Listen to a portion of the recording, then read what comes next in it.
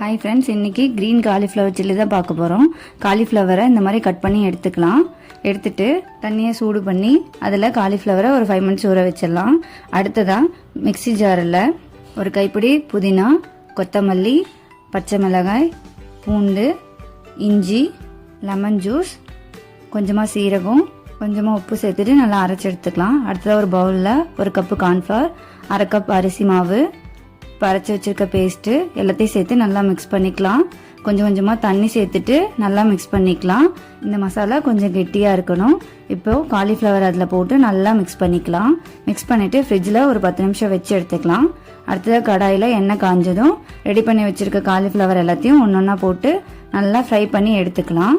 இந்த மாதிரி எல்லாத்தையும் ஃப்ரை பண்ணி எடுத்தோம் அப்படின்னா green colour cauliflower chilli ready. எப்பவும் ஒரே மாதிரி ட்ரை பண்ணாமல் இந்த மாதிரி ட்ரை பண்ணி பார்த்துட்டு கமெண்ட் பண்ணுங்கள்.